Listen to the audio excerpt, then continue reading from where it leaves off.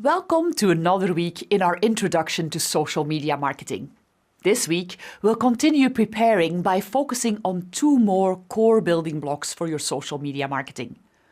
Once you have a clear goalpost and you know how you'll measure success, it's time to specify who you want to reach with your marketing. In our first lesson this week, you'll learn how to define your target audience. Next, I'll walk you through the customer journey, the path your audience takes to buying your product. You'll learn how to map your customer's journey, which will come in really handy as you think through your marketing strategy later. Understanding your audience is a crucial step for marketing success. Your audience definition will guide every step of your marketing, so let's get started.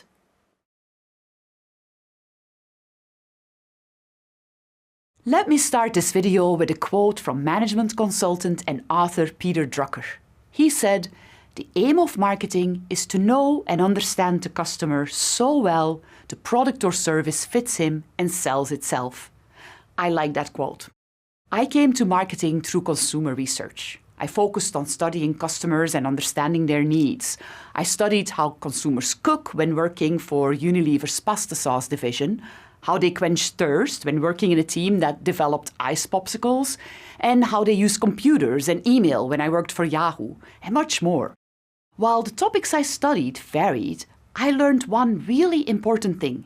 If you can clearly identify and understand the group of people that has a need for your product, the foundation for your marketing campaign is built.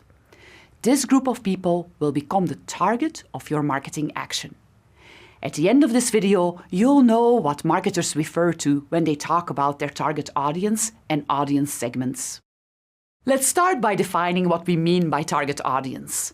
A target audience is the group of people you want to reach with your marketing message, because they may be likely to take action as a result of seeing it.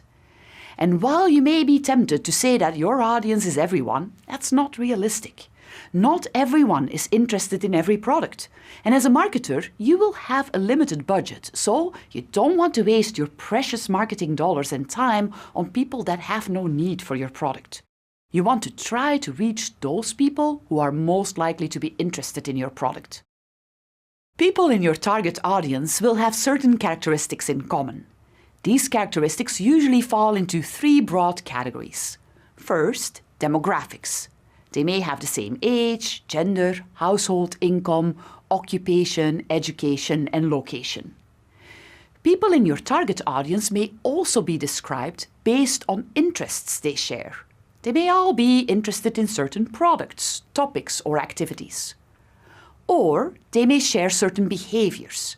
Maybe they read the same publications, visit the same online destinations, have certain hobbies, or play the same sports. In marketing, you'll hear people refer to groups of people with similar characteristics, like demographics, interests, or behavior, as segments. Your target audience is thus a segment of the population you want to reach with your marketing message. Identifying and describing your target audience based on these characteristics will help you develop your marketing. Let's look at an example. HelloFresh is a leading provider of meal kit subscriptions. They deliver fresh ingredients for meals with recipes and instructions to cook a full meal at home. According to HelloFresh, their target audience is women between the ages of 30 and 50 with a busy lifestyle. Does that mean that no men in the 65+ age group would be interested in their meal kits? No, probably not, but they decided that the group of people most likely to buy their meal kits are busy women between the ages of 30 and 50. So they decided to spend their marketing dollars on messages targeted to that group.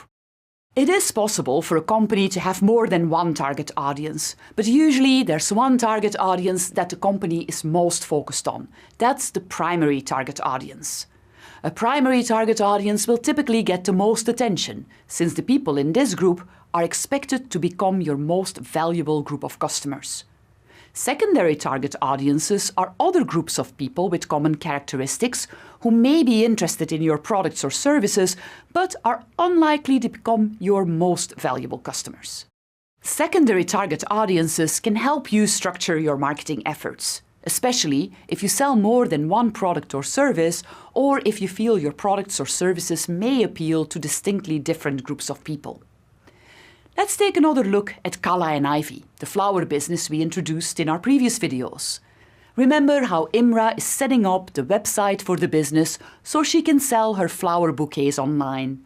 She has planned some marketing for the website, and in order to spend her money wisely, she wants to target people who are most likely to buy her flowers online.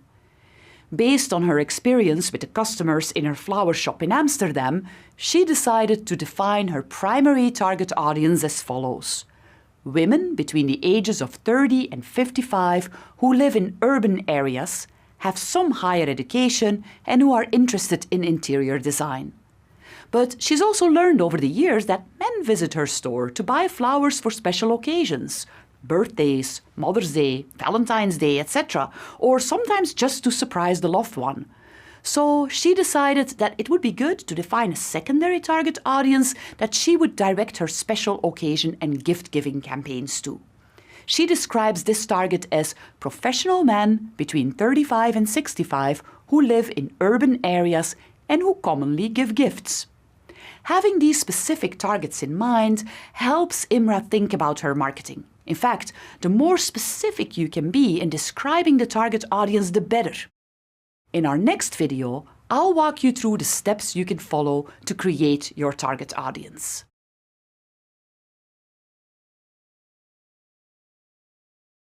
Understanding the people you're marketing to is crucial. If you understand who they are, what they need, and what may be interesting to them, it will be a lot easier to create a message that will resonate with them. In the previous video, we discussed what a target audience is. In this video, you'll learn how to define your target audience using a template that will guide your marketing. Your target audience is a group of people with similar characteristics that you believe will have an interest in your product. It's a good idea to describe your target audience in as much detail as possible. It'll help you down the road when you are creating your marketing messages. Here is a template you can use to do this. This template was designed with social media marketing in mind. You'll see later that the different categories in this target audience template correspond to different decisions you'll make when you create a marketing campaign. Let's take a look. You start by describing the need your target audience has that you know your product or service can help them with. Remember Calla and Ivy, the flower business? When Imra thought about the need for her primary target audience, she described it as follows: a need to beautify a space. It's a simple yet core need that she felt many of her customers expressed when they came to her store. They would talk about how they needed a nice bouquet to spruce up the living room, to bring them enjoyment, or because they had visitors coming over. They had different reasons, but she felt that it always came down to this specific need. They wanted to beautify a space. Then, it's a good idea to write down the demographics of the people you're targeting. You can think about their age, gender, household income, education and/or occupation, and where they live. Imra used the following demographics for her primary target audience: women between 30 and 55 years old, some higher education, who live in Dutch metropolitan areas. Next, you should reflect on what your prospective customers are typically interested in. And here we don't mean that they're interested in your product. You want to describe some interests that people in your audience have in common. It will help you later on to decide where to find your audience and how to appeal to them. For instance, for Calla and Ivy, Imra knows that her audience has an interest in interior design, fashion, and sustainable living. Finally, it helps to describe some common behaviors among your target audience. It's good to especially reflect on their media consumption. For instance, which websites do they visit? Which magazines do they like to read? And so on. Calla and Ivy's target audience browses interior design websites and magazines. They also like to follow a few well-known Dutch lifestyle bloggers, and they enjoy yoga, the outdoors, and entertaining friends. Finally, you can give your target audience a name. And if you like, you can even add an image. Marketers will often picture a typical consumer. one they really believe exemplifies the audience they're trying to reach. They use a name and image that reminds them of what a typical target customer might look like. This type of profile of a typical target customer is often referred to as a target persona. In this example, for Kalle and Ivy, we could refer to our target persona as Monique, and we can use this image to refer to her. Having a target persona like this, with a name and an image, often helps people in a company when they are communicating within their teams. It helps to make sure everyone can picture who the audience is they're planning to market to. Imra at Kalle and Ivy learned about her target audience through her interactions with customers at her store in Rotterdam. She got to know them by talking to them day in, day out. But what if you don't have a store? How do you define your target audience? How do you get to know who they are, what their needs are, their interests, and how they behave? That's where research comes in. Companies will use different types of research to establish a better understanding of their target audience. Larger companies may rely on larger qualitative or quantitative studies. Qualitative research is research that relies on less structured observations. It could be in-person interviews, or focus groups, or field research where researchers observe how people interact with their product, for instance. Quantitative studies are more structured and typically rely on questionnaires or data resulting from the behavior of many people. Large companies will often hire research agencies to help them with these studies. They will then focus on understanding users of their products, of the competitors' products, and how the products fit in their lives. But even if you don't work for a large company, or if you don't have the budget to hire a research agency to help you better understand who your target audience is, there are several steps you can take to get a better picture of your target audience. First, start with your current customers, specifically those that buy the products or services your marketing efforts are focused on. Think about the characteristics they have in common and brainstorm with your team to describe them. You may even have some sales data to help you. In case you're already active on social media and you have a company profile or account on some platforms, check out who the audience is that follows you or that likes your brand. Second, monitor your competition. Get a sense of how they communicate and where they are talking. Are there particular social channels they're active in? Do they seem to target certain audiences? A bit of exploring to understand their strategy can help you understand the audience they go after and define your own target audience better. And finally, talk to customers, friends, and even strangers that may be interested in your product. Don't be shy. People often like to tell you more about the products and the brands they like. Let's look at one more example. James at DCB Cleaning is working on his social media marketing campaign for Snackwall, the snack supply service the company is introducing for small and medium-sized businesses that already use DCB cleaning services.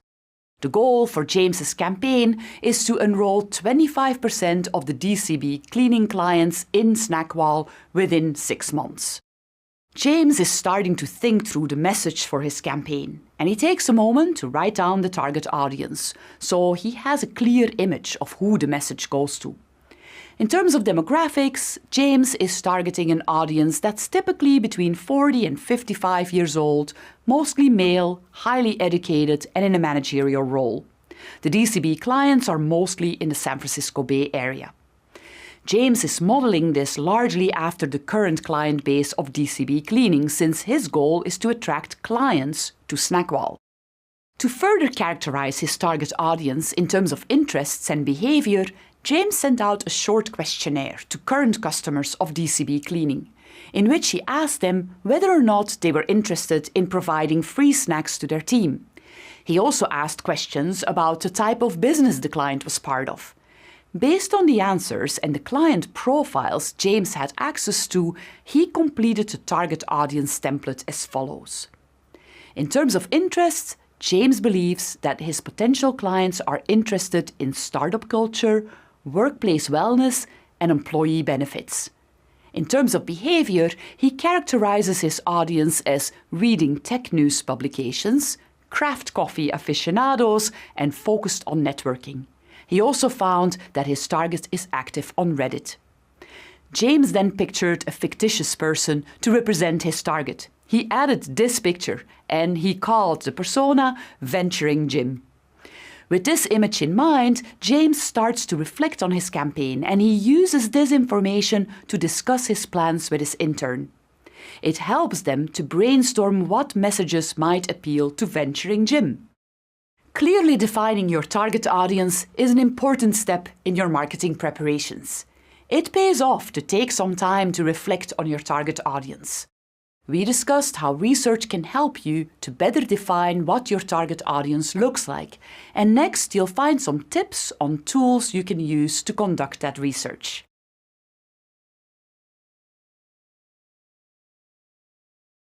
Amazing! You've finished another week in this course. I'm a big believer in taking time to plan and prepare before you start something.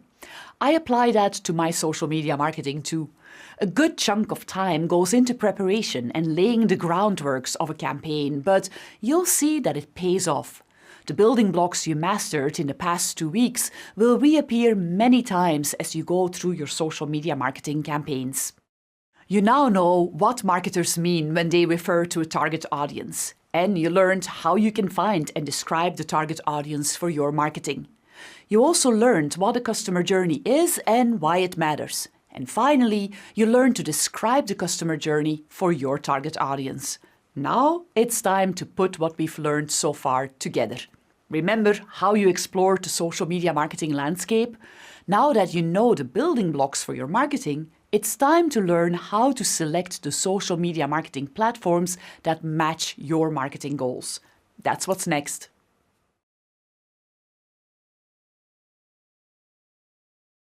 An important part of a social media marketer's job is to come up with powerful messages that can help make people buy a product or service and put that message in front of the target customer at the right time. So, how do you do that? It helps to understand the journey your customer goes through before deciding to buy your product. In this video, I'll explain what a typical buyer or customer journey looks like and how you can benefit from understanding it. Let me tell you a story. I like to ride my bike. I grew up biking back and forth to school, and ever since I've loved using my bike to quickly get to our local bakery, ride to the office when I can, and just go for a ride for fun. I have a trusted bike that has been serving me well for the last 10 years. One day, I walked into the local bike shop for a repair, and this Public bike caught my eye. I loved it. Just looked very cool. Pretty colors and nice leather touches. It was the first time I learned about Public, the bike's brand, but I didn't need a bike, so I left and forgot about it. Then I happened to come across an article in a local magazine about Public bikes and the founder's design vision. It reminded me of the bike I saw in the store, so I decided to look them up. I checked out the website and read a bit more information about some of the functionality of the bike. I liked how they were modeled after Dutch bikes and how they're ideal for errands and commuting. It actually piqued my interest, but I had a bike. A few weeks later, as I was browsing Facebook, I saw a post from my friend with a picture of the Public bike she got. I went back to the website and checked out the bikes again. I even picked out a favorite model. Yeah, I really wanted one. I started following Public bikes on Facebook and Instagram. Beautiful pictures kept popping up in my feed of people like me using their bike to shop or commute. Then, around the holidays, our local bike store had a promotion, and it just felt like the time was right to say goodbye to my old bike and hello to my very own Public bike. I love the bike, and I've been telling my friends about it. In fact, one of them is a colleague here at Aptly, and who now also has a Public bike. No, I'm not telling you this story because I want to advertise Public bikes, but I think the story illustrates my customer journey that led to my buying of the bike. A customer or buyer journey refers to the process a user goes through when purchasing a product. The customer journey is split in 5 stages. First, there's the awareness stage, or the point where the customer first hears about or becomes aware of the product or service. Then there's the interest stage, which is where the customer becomes interested in what you have to offer. A third stage in the customer journey is the desire stage, or the point at which the customer would really like to have your product or service. Then comes the conversion stage, which is where the customer takes action and buys your product or service. We refer to that in marketing as a conversion. In other words, it's the stage where a person converts to becoming a buyer.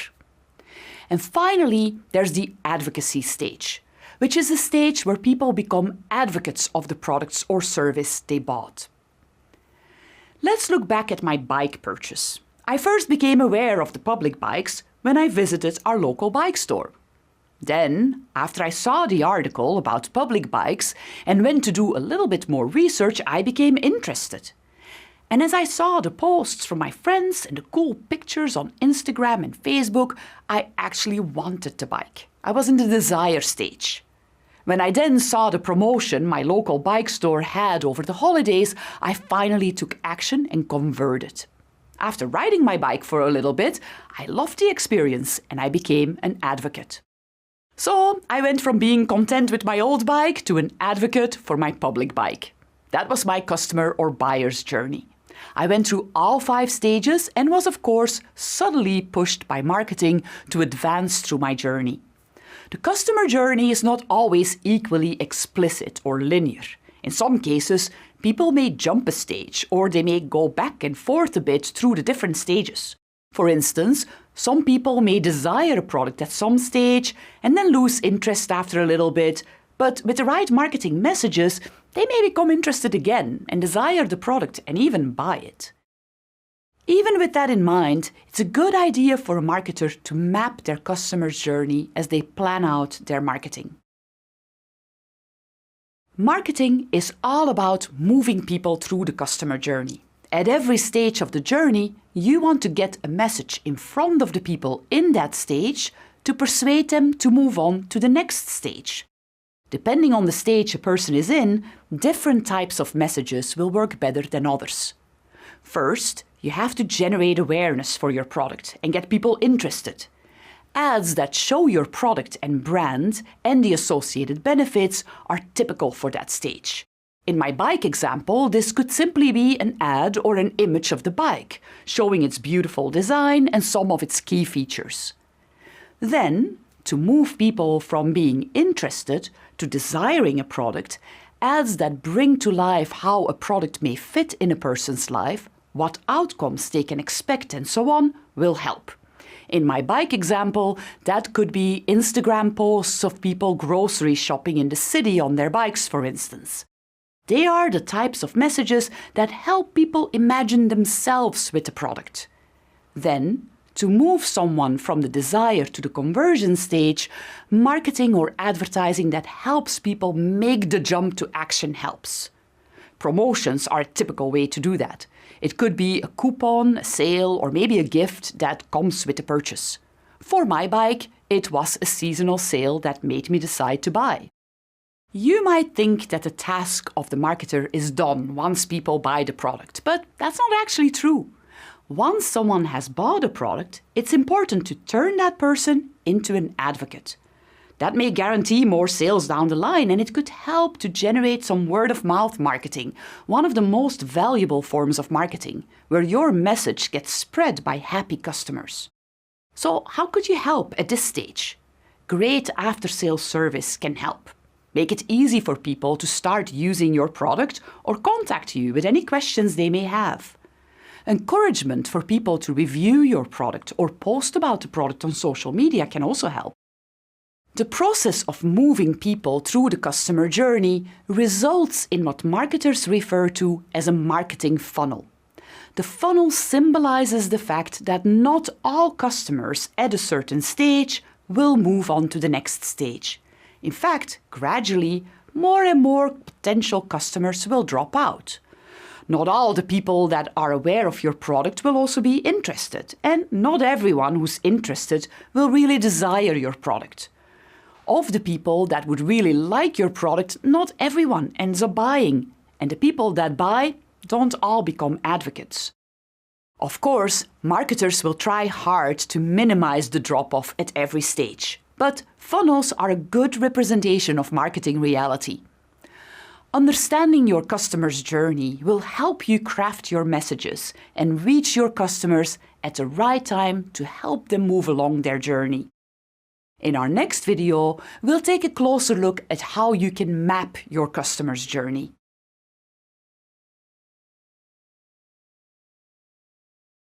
If you understand the typical journey a person goes through before buying your product, it will make it easier to come up with good messages at the right time to make people advance in their journey.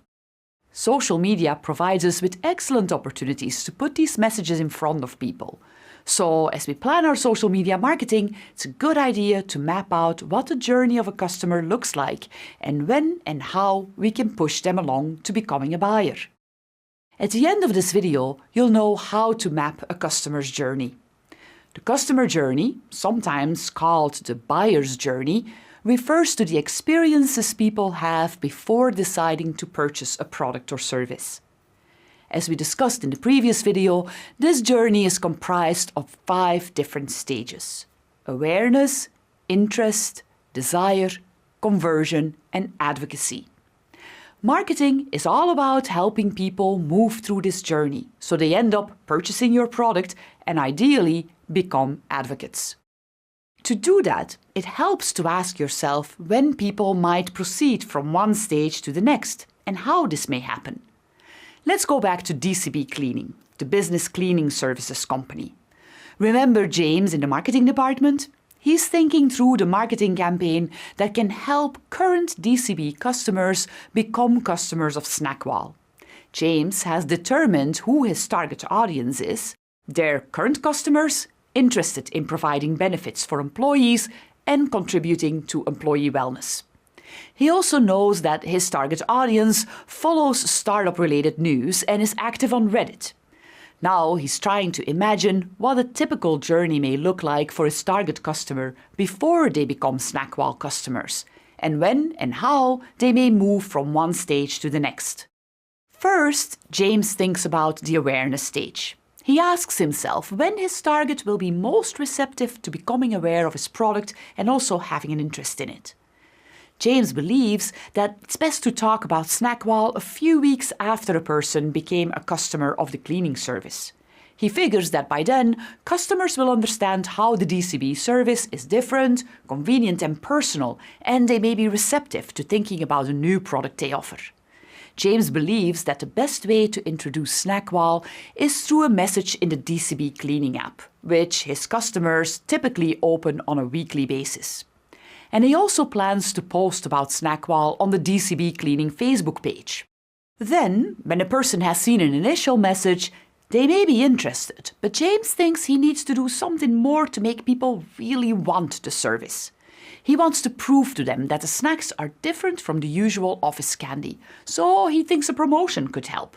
He could give people a credit to purchase the snacks in the app. That way, they get to experience what it's like to be a customer of Snackwahl.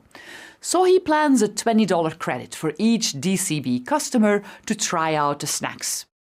James believes that this trial will move many people into the desire stage.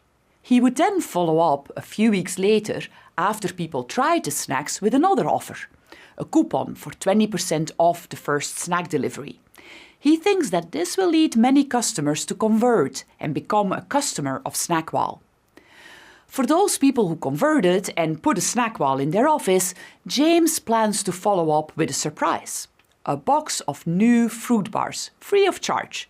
The only thing he will ask for is that customers follow the Snackwahl Facebook page. He hopes that that will make for loyal customers and real advocates for Snackwahl. Of course, different customers may go through different journeys. But by mapping what you believe is a common journey, you have a good starting point to plan your marketing campaign. Here is a template you can use to map your customer journey. You can use this to reflect on what a typical journey could look like for your target audience. For each stage in the customer journey, ask yourself, when is my customer ready to move on to the next stage? And how can I help them to move forward? Note that the answers to these questions are really your best guess at this point. Over time, you can adapt the answers as you get more information about your actual customers. Let's go back to Imra at Kalla and Ivy. She's working on introducing her website so people can buy her bouquets online. Imra wants to target design-conscious women between the ages of 30 and 55 who live in Dutch metropolitan areas. She knows they browse lifestyle blogs and design magazines. Imra knows her bouquets are unique, and she believes that they speak for themselves. After design-conscious women become aware of her website, Imra believes that images of the bouquets will raise interest among her target group. She believes that if she can show more images of women receiving the bouquets or showing them off in nice interiors for a few weeks after someone becomes aware of Kalla and Ivy, women in her target group will start to desire the bouquets. Then she believes a promotion may make people take action and buy a bouquet. She's thinking about a promotion in which you can buy a bouquet and gift one for free to a friend. Imra's bouquets come with instructions on how to best keep them fresh and a thank you card from Kalla and Ivy with a coupon for a next purchase. Imra hopes that this extra care after the conversion will make advocates out of her customers. Mapping the customer journey isn't hard. It's all about putting yourself in the shoes of your target audience. If you can, use information you have about your target and your customers. Talk to them about how they decided to buy your product, or track the information you have from your existing customers. And don't forget to look back at the journey you described from time to time. As you get more information about your customers, you can adapt the customer journey map. It will help you to fine-tune your marketing. Now that you've set your goals, your KPIs, and you've decided who your target audience is and you thought through their journey, it's time to select the social media channels that will help you get your message in front of your customers. In our next video, we'll take a look at what to consider when you select the social media platforms for your marketing.